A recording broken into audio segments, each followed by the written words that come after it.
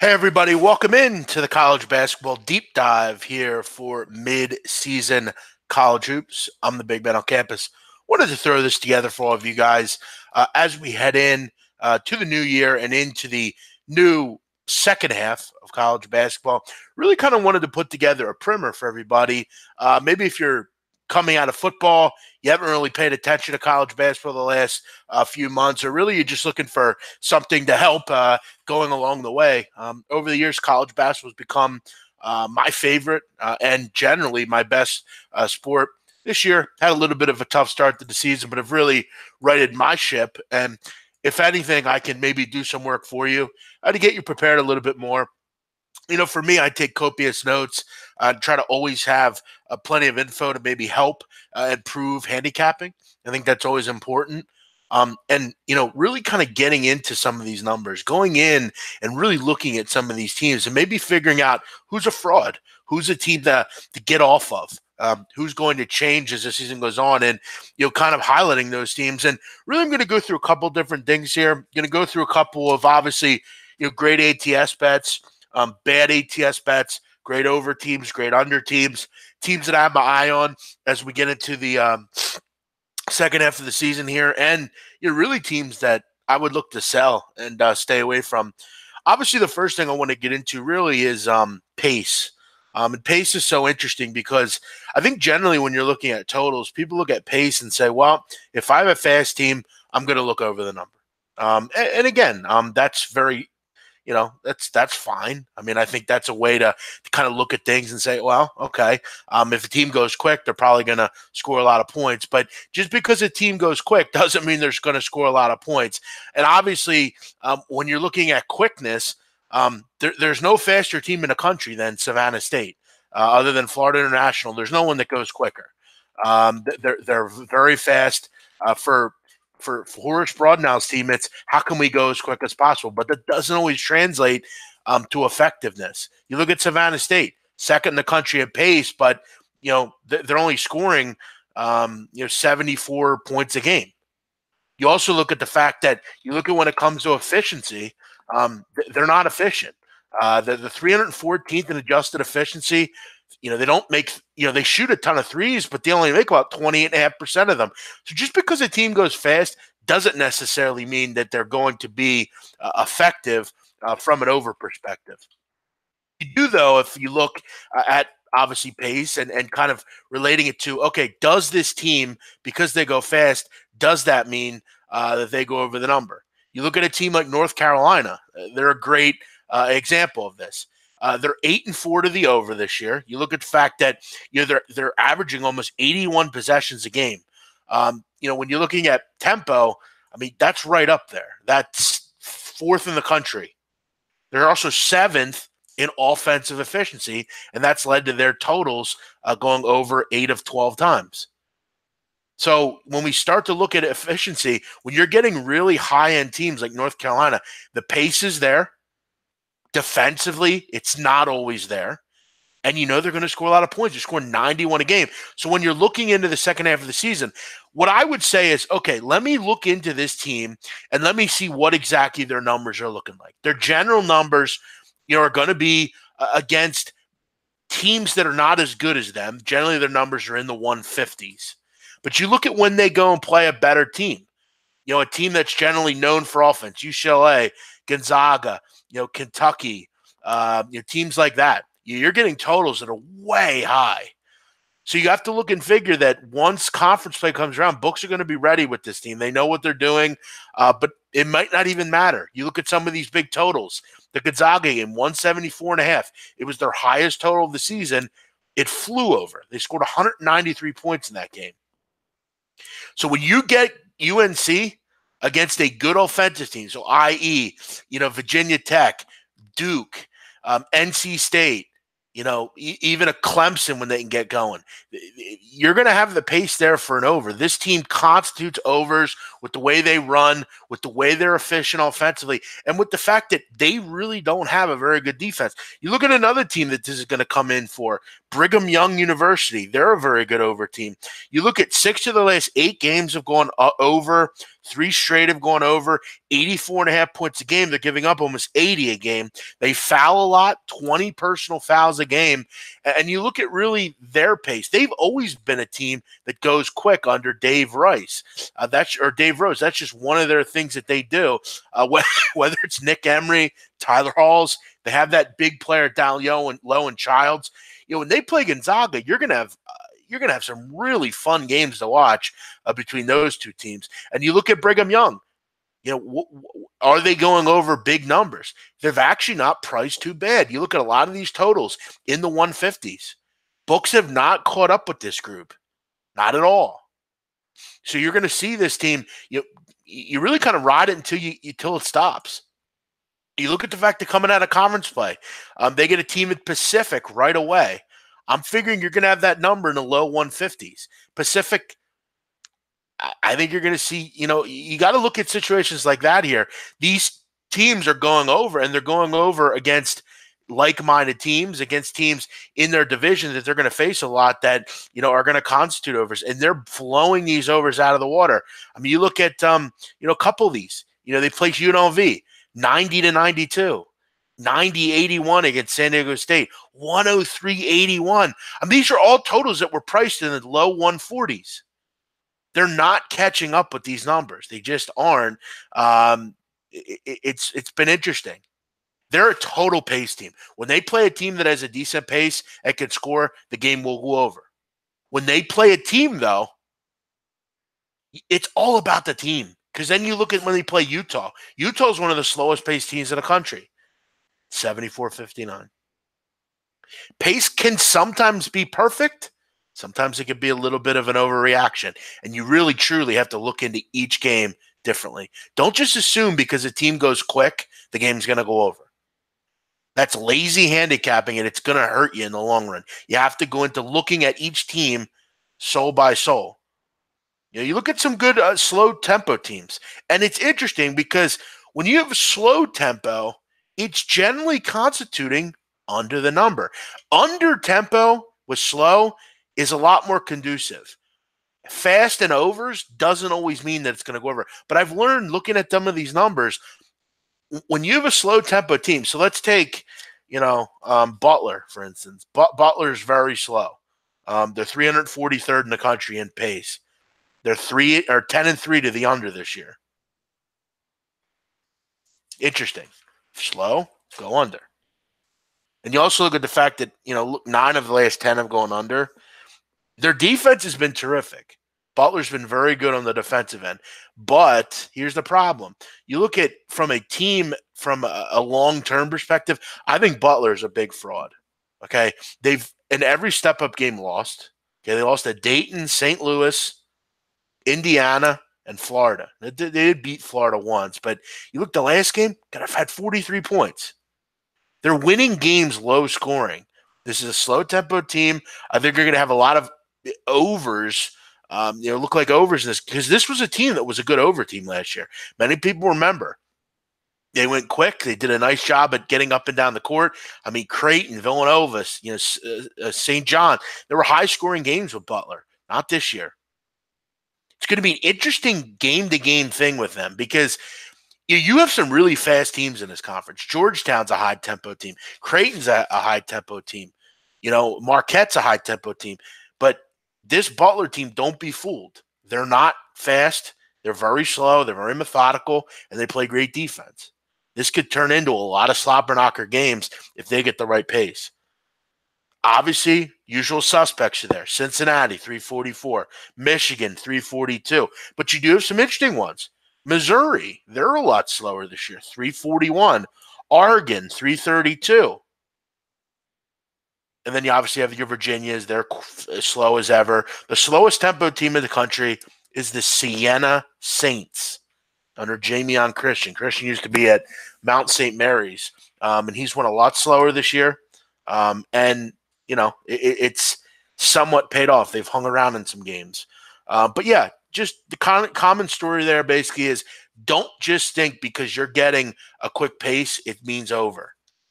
And the other learning point here is generally a slow team will conducive to an under, which makes sense, but it truly generally comes in. A lot of the good under teams in the country are very slow. Manhattan being one of them, and a few others. A couple other over teams to keep your eye out for. UMass. Their totals look to be a bit too low. They're going very low a lot of the time. They've hit 9 of 12 to the over. Defensively, they've been poor. You look at what UMass is, very guard-oriented. Lawan Pipkins, Carl Pierre. They're a very guard-oriented team, and it showed. A lot of high-scoring games, a lot of high-tempoed games. And you look at coming right into conference play. You get LaSalle at home on Saturday. This Explorer team, Pookie Powell, that kind of group. You look at some of their scores this year. They've been fun. 80-72, 85-78, 92-79. They're going to go pretty high. When the pace is conducive for LaSalle, they'll get out and run. And obviously when they play Towson and Alabama A&M, maybe not. But look for that game to be worth a look from an over perspective. Pookie Powell generally taking care of tempo. Tracy Carter, Isaiah Dees. These two teams are very guard-oriented. You're going to see a lot of getting to the foul line, hoop and harm kind of stuff, a lot of threes. This could be an interesting one. UMass LaSalle early on. Ball State's been an interesting team as well. They're a very good over team. 10-2 to the over. You look at tempo, 104th, not bad, pretty quick. They've been doing terrific just because of their the points per game, 82.5. Defensively, they've not been good. But I have to figure that will even out a little bit once they get into MAC play with some of the slower tempo teams you see there. So I think maybe they're a little overvalued early on with overs. You might be able to actually get some good numbers for them and look maybe another way just with certain types of tempo in that conference. But when they play Buffalo, Toledo, Akron, over City probably. Let's kind of switch gears here. And obviously, if you're just joining us, this is the mid-season deep dive into college basketball. Just kind of going over some basic principles here with kind of some things to look for. Best under teams. You look at some surprises here. I talked about Butler. They've been a good under team. But Duke has been a very good under team. And I'll tell you why. It's very simple. Their totals are too high. Duke's totals are too high. It's just the truth of the matter. And people haven't caught up with the fact that this is a very good defensive team. But I think they are going to turn into quite the over team. And I'm not going to be fooled by this 9-2-1 under run. You look at the defensive numbers, 64 points a game, effective field goal at 41.9. They're really just overpowering opponents. Okay, you look at the teams that they've played, okay? Let's take out Kentucky and Gonzaga. Look, you held Auburn to 72. That was in Maui, though. You then play Eastern Michigan, San Diego State, Stetson, Hartford, Yale, Princeton, and then Texas Tech on a neutral court. Look, all due respect to the Red Raiders, they're a very good defensive team, but they're not the greatest offensive team. You look at a lot of their competition, it's been fairly bad. Okay, you look at the two step-up games that Duke has played. They give up 89 to Gonzaga and 84 to Kentucky. Albeit they scored 118 and they scored 87. It doesn't matter though. I'm not looking for them against the spread. I'm talking about with a total perspective. You're going to have some decent opportunities to go over the number with them. They'll play tempo. They're very fast. And that's what's so interesting about Duke. And that goes back to the whole thing of just because a team's tempo is there doesn't mean they're going over the number. Duke, 9-2-1 to the under, 11th in the country in tempo at 78.7 and second in efficiency. They're second in efficiency and the 11th fastest team in the country, yet they're 2-9 to the over. And all of that has to do with the fact that defensively, they're much better. They're getting into blowouts. They're scoring 80 or 90 points, but their opponent's only scoring 60. So it's going to be interesting once they get into conference play where they're facing liker-minded opponents. They're facing long teams like a Florida State, like a St. John's. They face them in the non-conference in the middle of the season. Louisville, North Carolina, Va Tech. They're going to be interesting to watch. They're such a fascinating team, obviously from an explosiveness standpoint with some of their young players, but from a point of just because a team is quick tempo-wise doesn't mean they're going to go over. And they've been really, they've been very much in the forefront with that. Let's switch gears and get into some ATS teams to look out for that I've had some success with, and I think that all of you can have some success with. Also go over teams that I would avoid, like the bubonic plague. Oklahoma, obviously they come to mind. If you know me, you know I've been very high on the Sooners, and I'm going to continue to be very high on the Sooners. I took them at 200-1 to win the national title, and I thought that was great value. I mean, you look at the fact that right now, this Oklahoma Sooners team, what a far cry they are from last year. Okay, Trae Young, it was very much about Trae Young. Defense was poor. They weren't sharing the basketball. They weren't rebounding. They weren't doing really anything to get excited about. But now all of a sudden, you look at Trae Young being gone, and this team has been awesome to watch. If you haven't watched the Sooners, I would highly recommend it. Lon Kruger has a terrific team. And you look at the big thing with them, it's been all about defense. The offense is going to come. They know that. But you look at this defense, 6th in the country in 2-point defense. They're 8th in adjusted efficiency and 19th in effective field goal percentage. Opponents are shooting 43.8% against Oklahoma. And this is not some shit schedule. You look at who they played. Wofford, Florida, Dayton, Notre Dame, Wichita, USC, Creighton, Northwestern. Their one game neutral court against Wisconsin, they lost. They didn't play well in that game, and it was a blowout. But other than that, this team has been perfect. And what's so fascinating is they're so good on defense, but they're very quick tempo-wise. They get stops, and they go. It's go, go, go. You look at some of their guards. Calixte, who came over from Maine, has been very good. Miles Reynolds, Christian James. You got your tweeners, Christian Doolittle, and then you kind of fill the middle. You look at Brady Manick, who is really giving them some really good minutes. Good rebounder, just a do-it-all, dirty work type of player. Your Rashad Odoms, your Jamani McNeeses, the guys that have made this team what they are, giving them that continuity. Continuity is so fucking important. That's the big word to look at tonight. Continuity. Okay? And people will say, why the fuck, big man, do I care about what continuity is? And I'm going to define what continuity is. Continuity in the dictionary is the unbroken and consistent existence or operation of something over a period of time. Okay? So you look at continuity, and obviously, when you're looking at one and done teams, you're not going to have continuity there. But when you look into the deep down depths of college basketball, the teams that are going to be, your teams like your Oklahomas, the ones that can make runs, your Virginias, your teams like that.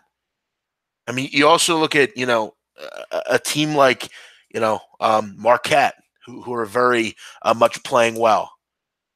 It's all about continuity. Do they have that conduciveness? Do they have that cohesion? Minute continuity is what it's called. And that's what Ken Palm talks about. It's very important because you're going to have that, that leadership. You're going to have that team bond. You're going to have that team, experience when it comes down to the game. And you look at Oklahoma, no different there. Your average experience in this team is 2.25 years, 26 in the country. Very good. And that's why long-term, I think they're going to be such a great bet because they have so much continuity. They have a lot of experience. They play great defense. They do a great job rebounding the basketball. They don't put you on the foul line. And they're effective. They're everything you look for in a basketball team.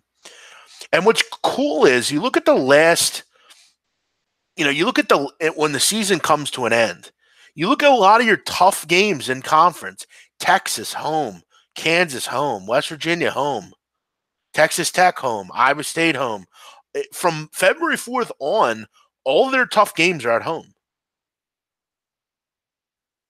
So you're pretty excited about this team, and that's why I am so excited about them. And I think once you get to the tournament, they're going to be a hard out because they really don't beat themselves, and they have that continuity. And that's one of the reasons they're 10-1-1 against the spread. And I'm sure people say, oh, well, big man, yeah, it's because they don't play anybody. No, that's not true at all. I just highlighted their schedule. And they've went in and they've beaten teams as a favorite. You look at the fact that, as a favorite, they went in and covered against Dayton. They went in and covered against a pretty good North Texas team under Grant McCassin. They covered 7. They blew Wichita State out. They blew USC out. They blew Creighton out as 5-8. They are such a great home team, too. That Lloyd Noble Center is terrific. Love, love, love Oklahoma. Couple other good ones. I think a team to maybe sell on is Ole Miss. And look, I love Kermit Davis. I think he's a terrific coach, and he's obviously paid big dividends down in Oxford. But you look at this schedule, not a lot to write home about. Okay, you look at your losses. You step up against Cincinnati, you score 57 points and lose. You step up against Butler, you give up 83 and lose. You look at their wins: Western Michigan, Nichols, Baylor, San Diego, UL Monroe, Illinois State, Southeast Louisiana, Chattanooga, Middle Tennessee, and Gulf Coast. Nothing at all there, at all. And you look at the bear of this conference that they got to play. You got to start out at Vandy. Then you come home, you get Auburn. Then you got to go to Starkville. You get LSU and Arkansas and Alabama. Then you got to go play Iowa State in that ACC or that Big 12 challenge or whatever. And then you get Florida. You got to play Kentucky again. You got to play Tennessee. You got to play Missouri. This team is a sell. They're a fraud on defense. They've not played anybody. And again, they're a product of a soft schedule. But I'll give it to them right now. You look at their last, they've covered 7 in a row, all as a favorite. And you look at in those 7 covers, 5 have come where they're laying 14 or more. Been a great bet. That's going to change, though.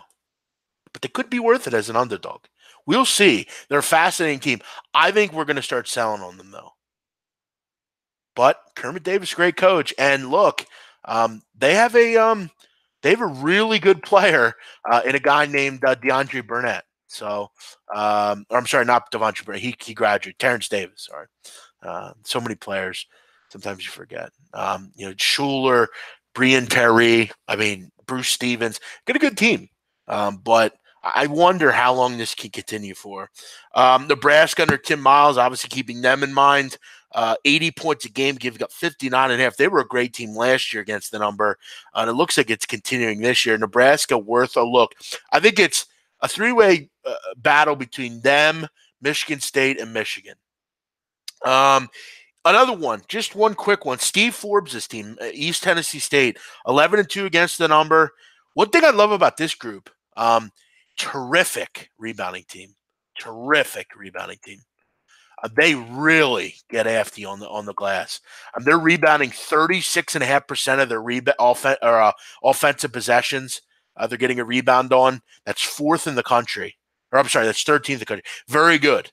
Very good. They're not the greatest offensive team, but they rebound, they create easy possessions, and they defend. You look at defensively, 51 in adjusted efficiency. And they played some tough teams. It's not easy to go to neutral and play Wyoming. You went to Furman and got the job done. You beat Georgia Southern, who's a good team. You played Creighton. You played Georgia State. You played Wofford. You played a Big Ten team in Illinois. This team has had some tough games, and it's going to set them up, and it obviously set them up to beat up Furman over the weekend. I had that game. I remember. And by the way, Furman is a sell team.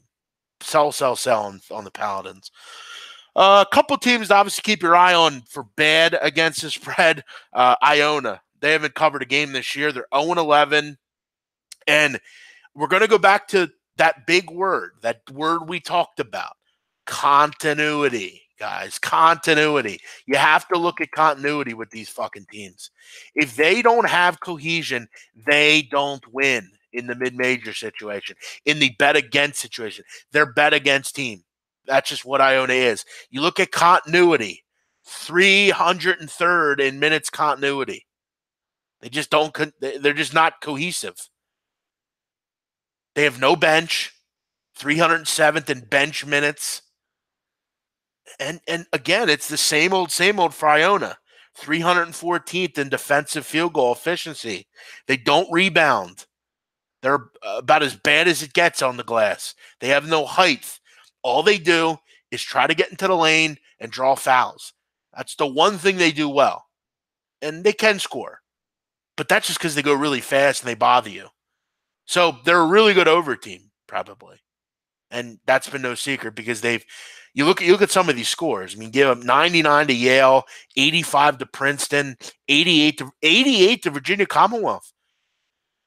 Virginia Commonwealth averages like 65 points a game. 89 to Ohio, 91 to Providence, 86 to Long Beach.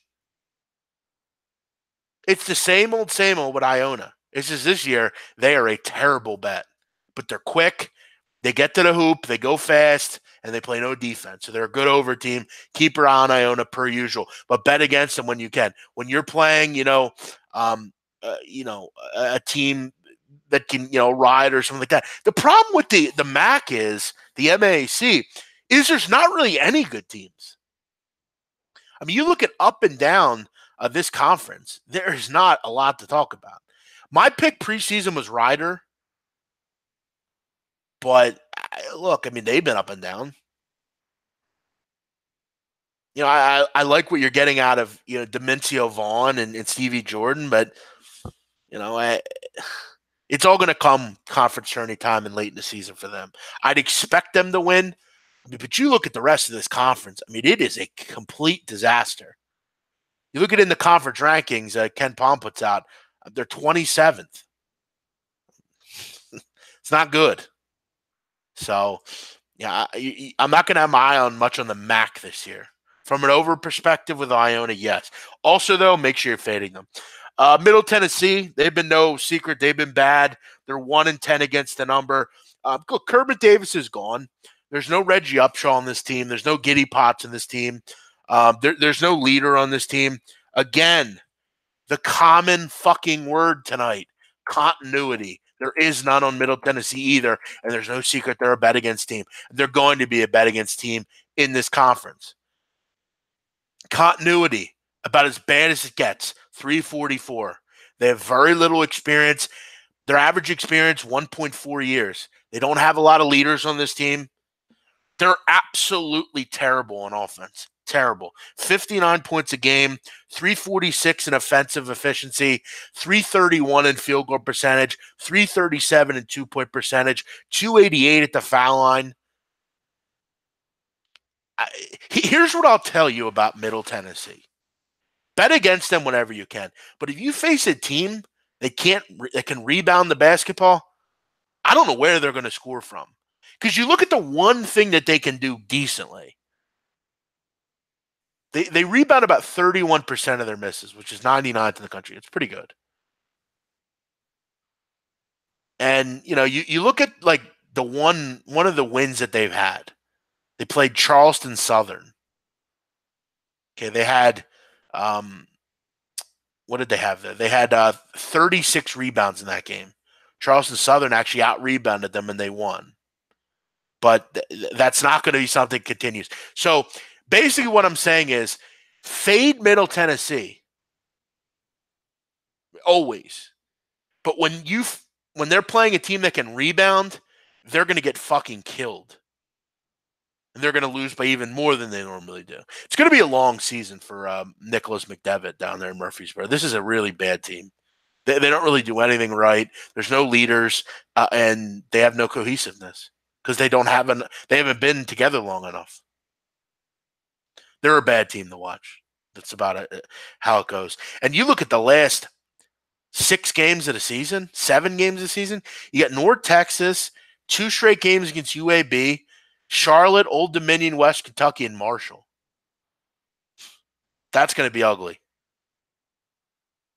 So bet against Middle Tennessee. And just kind of keep your eye on that kind of stuff, guys. I mean, continuity is really the word of the day when it comes to college basketball. You have cohesive teams like a Nebraska, like a Oklahoma, like a Marquette, and there's no secret that they're good against the number and they're going to be a solid bet all season. I mean, the three teams I named are all very good against the spread. A, because they're solid teams and they score and defend and rebound, but also because they have continuity. Again, Nebraska, 59th in continuity, 47th in experience, 2.14 years. And they're tall. That's how it fucking goes, people. West Kentucky, they're going to be a good bet. Do you know why? Because they have fucking continuity. It's very simple, people. So let's move on. Let's kind of start wrapping it up here. I don't want to sit on here for 3 hours boring you, but I hope you've been entertained by what I'm doing. And I hope to really, as the new year comes around, I'm bringing my college basketball show back. Listen, I know I sell picks. I know I'm that fuck boy that sells picks. But again, I provide a service. I'm trying to get paid something off what I do. I don't look at pick selling as selling picks and I'm trying to take money from all of you. I do a lot of work. I do shit like this. And I like to be somewhat compensated. I made people a lot of money last year. All of you tailed me. So I hope, maybe you give back. And, I'm starting to really turn it around. So I'm going to bring the show back. I'm going to do, stuff like this, kind of an updated thing. I'm going to look to maybe try to start some kind of weekly podcast of something like this. This is not, again, something I'm going to do every single day or every single week, but I am going to do a college hoop show at 5:00 every day. And try to keep you all updated. But this is kind of one of those overviews that I really wanted to get out. So what we'll do is we'll finish with, I'm going to throw out a couple other strong ATS teams, just kind of write down and keep your eye on. They've done some good things, and I've had my own experiences with.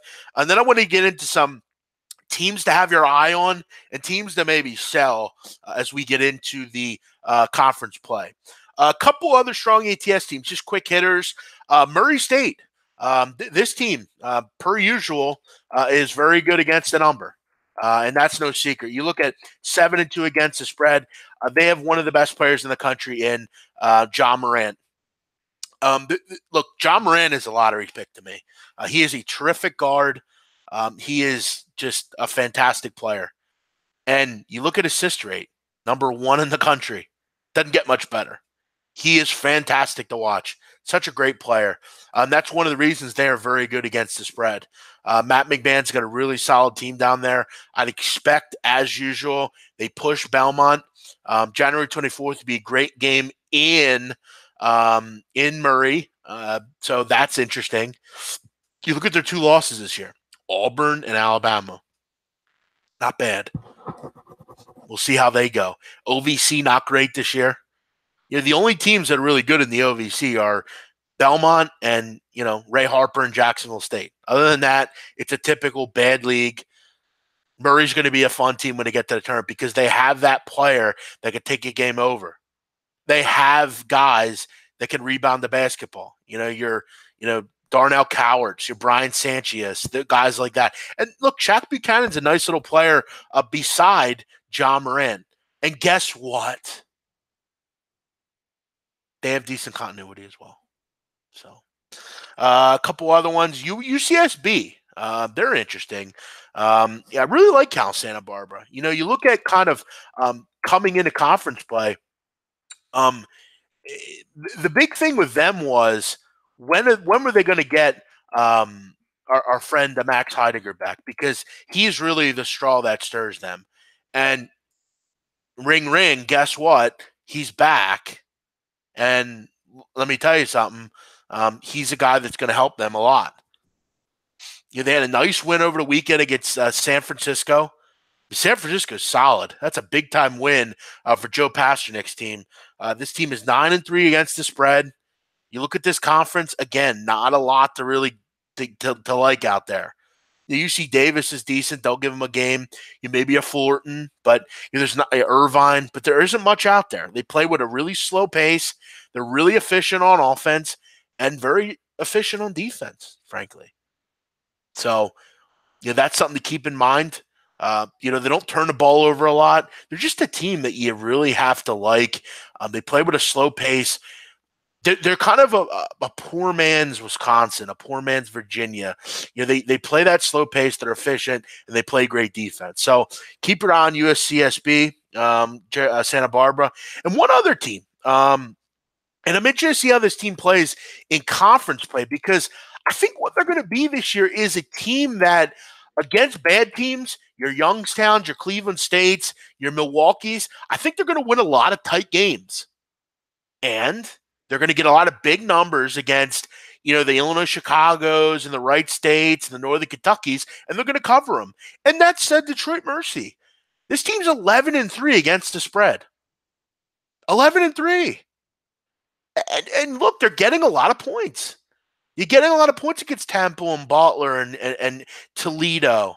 They didn't cover the Toledo game, but still. This is a team that I think is going to cover some numbers in this conference. And it's all about Antoine Davis, the coach's son. Mike Davis, good coach. This team is improving. They don't turn the ball over.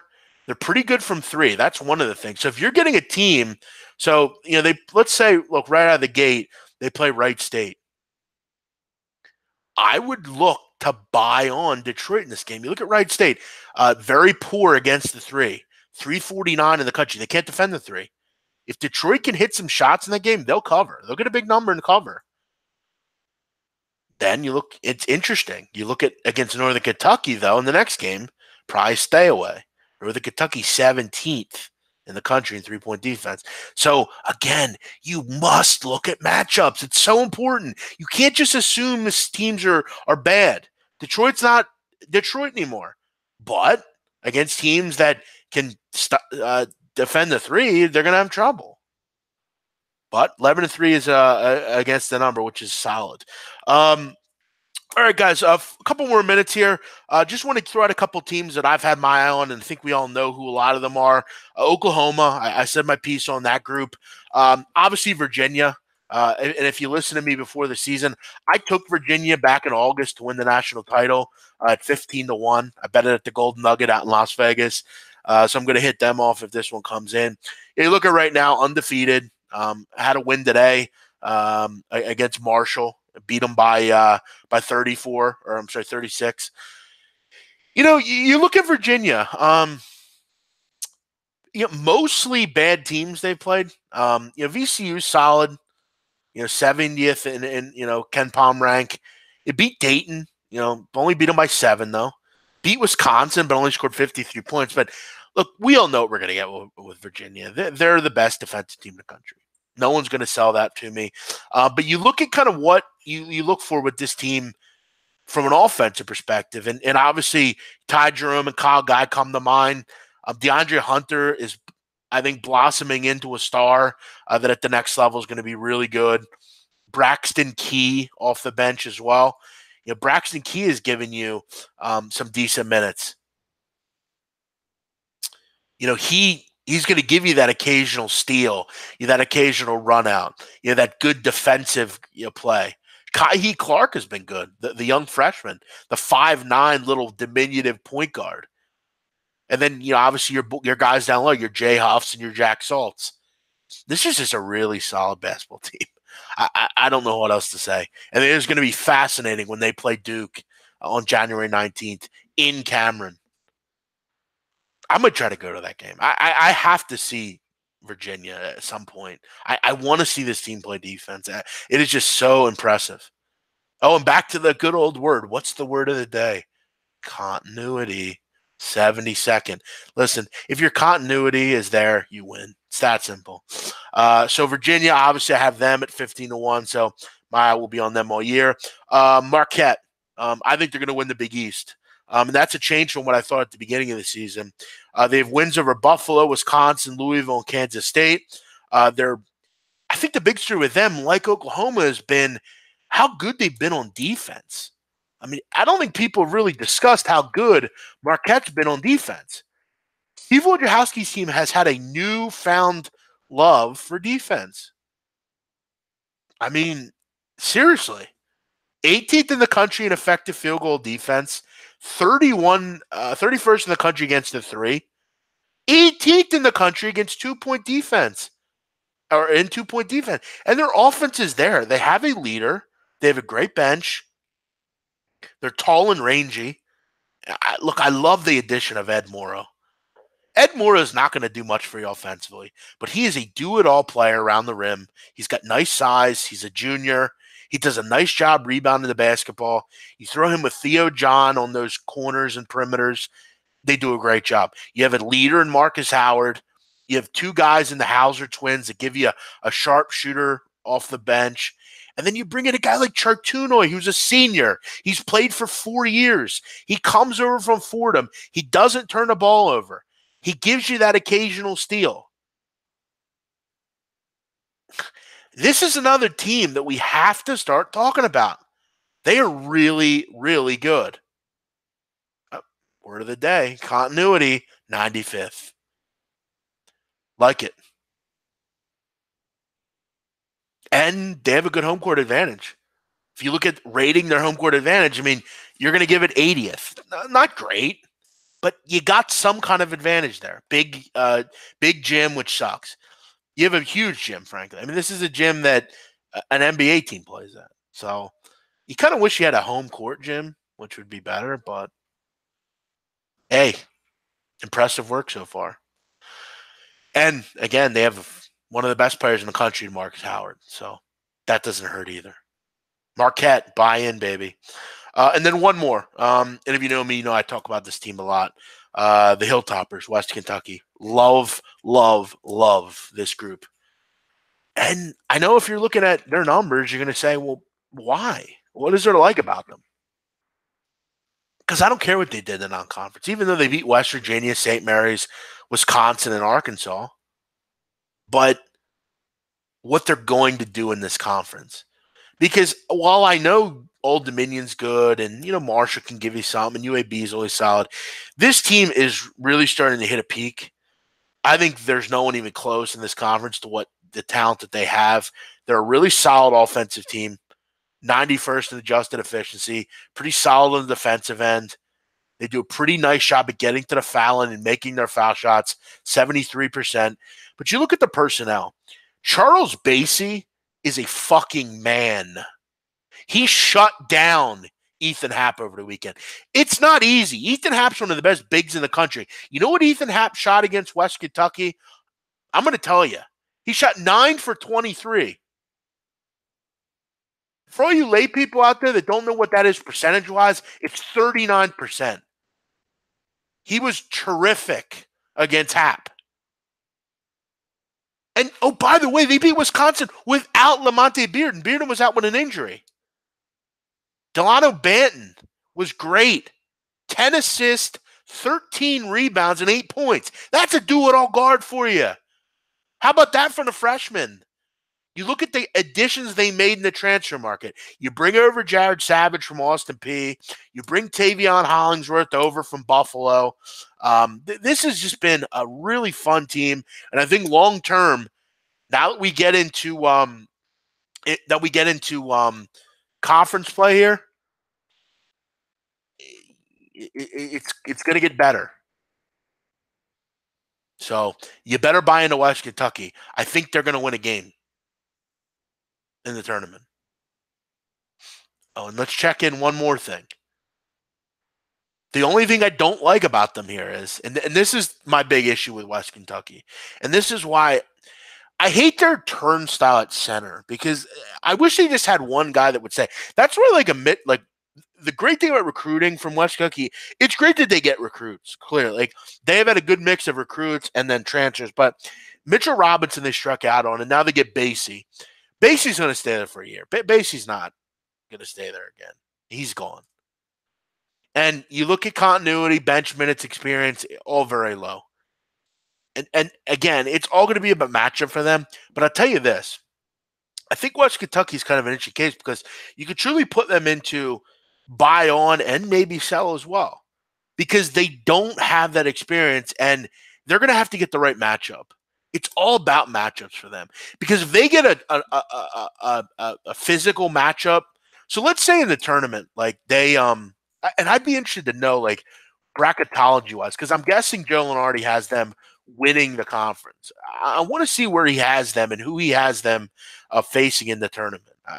He doesn't have them in the tournament. He has Old Dominion in the tournament, but he'd have them facing Ohio State. Maybe a good matchup. But like if they faced Wisconsin, they'd beat Wisconsin. You can mark my words. It's just not a good matchup for Wisconsin. Wisconsin's very Olay, very passive. They don't want to mix it up. That's not what they want to do.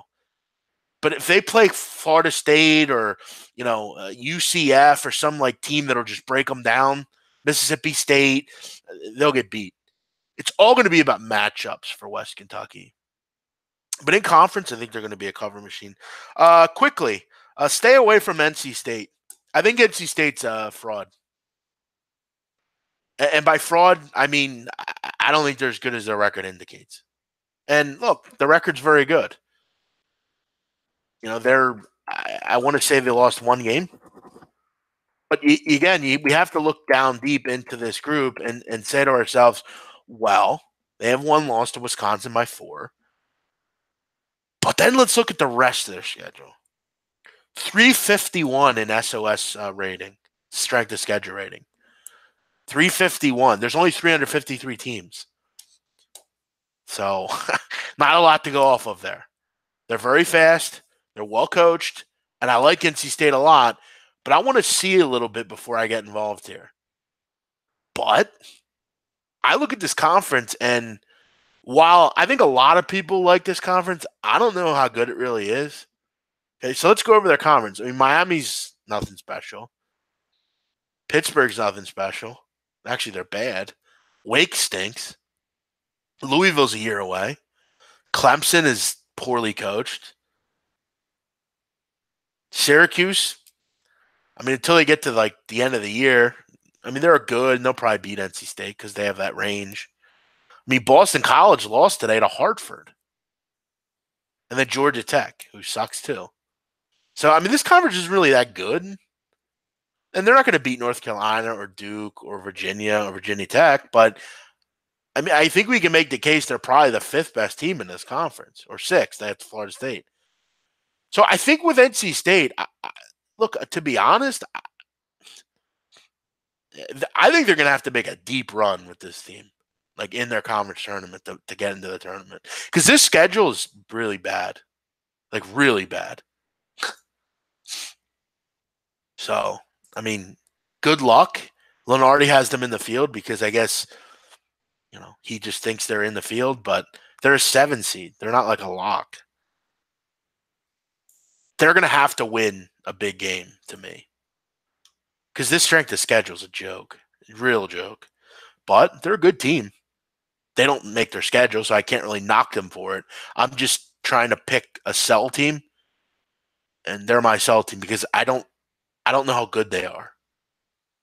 So, if you get a team for them that can, defend the 3, they're going to have a long day because that's where a lot of their offense comes from. And you look at North Carolina, 10th in the country in 3-point defense. You look at Virginia, 9th, sorry. Virginia Tech, very good also. Duke, very good also. Syracuse, very good also. So, I mean, it's going to be tough for them. But, all right, guys, that's it for me. I've been on for, a good amount of time now. Hopefully you learned something. Hopefully you will take this and, keep it as something to just remember. And I'll kind of keep updating this stuff, but it's important that you know what you're doing. And I know people say, well, your record doesn't look like you know what you're doing. It's not about record. It's about what to look for and what to find. My record will be fine because I know what to do in this business in college basketball. And, what did we learn here today? I think 3 things we learned were continuity is important. Make sure you're looking at that because all the good teams will have it. 2, just because a team's pace is fast doesn't mean they're going to go over, which is Duke is a very prime example of. And generally when a team is slow tempo, generally they go under. Butler, Utah, Manhattan, teams like that. And buy on Oklahoma, Virginia, Marquette, and Western Kentucky for now. We'll update that, though, along the way. I'm the big man on campus. I hope you enjoyed. Please like and comment and tell me who you like this year in college basketball. All I'm trying to do is make it, people. Someday, I think I have more info and great stuff over most of these college basketball people, and I have fun. I'm not some fucking boring guy that just, hi, my name is Jeff. I like that. No, not going to happen. All right, guys, have a great holiday. Have a great new year. I wish you all success. And we'll see you in conference play. Have a great day.